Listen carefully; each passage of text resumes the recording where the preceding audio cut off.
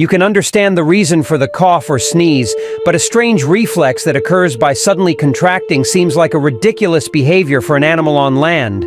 But the legacy of these terrestrial animals does not come only from terrestrial ancestors. Mammals and reptiles evolved from amphibians.